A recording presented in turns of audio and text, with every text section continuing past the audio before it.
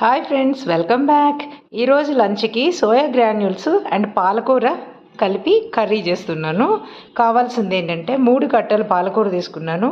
బాగా కడిగి ఉప్పు నీళ్ళలో వేసి మంచిగా కడిగి తరిగి పెట్టుకున్నటువంటి పాలకూర, అలాగే ఒక 200 గ్రాములు సోయా గ్రాన్యూల్స్. వేడి కడాయి పెట్టుకున్నాను, బాగా వేడెక్కింది. 2 స్పూన్స్ ఆయిల్ వేసుకున్నాను.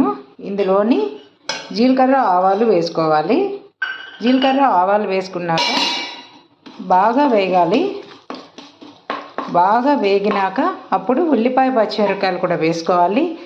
అలాగే వెల్లుల్లి కట్ చేసి వింటున్నారు కదా, ఆవాలు జీలకర్ర చిటపటలాడుతూ చక్కగా వెల్లుల్లిపాయలు కూడా బాగా ఎర్రగా వేగాయి. ఇప్పుడు ఇందులోని పచ్చిమిరపకాయలు ఉల్లిపాయలు కూడా బాగా వేసేసుకోవాలి. వేసుకొని మెత్తపడే వరకు ఎర్రగా దోరగా బాగా వేయించుకోవాలి. తర్వాత మనం తరిగి పెట్టుకున్న పాలకూర వేసుకోవాలి.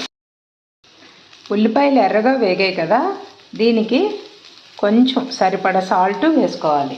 అంటే సాల్ట్ వేస్తే ఉల్లిపాయల్లోని కొంచెం నీరు దిగి ఇంకొంచెం మెత్తపడతాయి అన్నమాట. వేగంగా ఫ్రై అవుతాయి. ఆల్రెడీ అయిపోయింది. ఇప్పుడు మనం ఏం చేయాలంటే సోయా గ్రాన్యూల్స్ వేసుకోవాలి.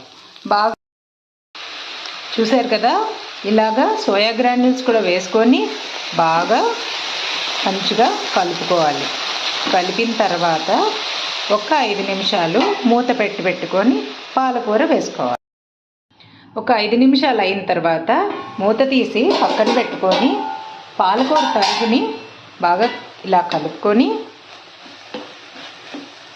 ఇప్పుడు ఏం చేయాలంటే పాలకూర తరిగి పెట్టుకుని తరుగుని ఇందులో వేసుకోవాలి. వేసుకొని అలాగా వేసుకొని బాగా అటు ఇటు కదిపి చక్కగా చూసారు కదండి. మూత తీసిన తర్వాత ఒక 5 నిమిషాల తర్వాత పాలకూర ఇలా మెత్తగా దగ్గరగా అయిపోయింది. ఇవంతా బాగా కలుపుకొని ఈ మిశ్రమాన్ని ఇప్పుడు ఇందులోని తగినంత ఎర్రకారం వేసుకోవాలి. నేనైతే 1/2 స్పూన్ వేస్తూ 10 నిమిషాలు అయిపోయిందండి. చక్కగా వేగిపోయింది మన కూర. అబ్బో ఎంత బాగుందో అసలు, చాలా టేస్టీగా ఉంది.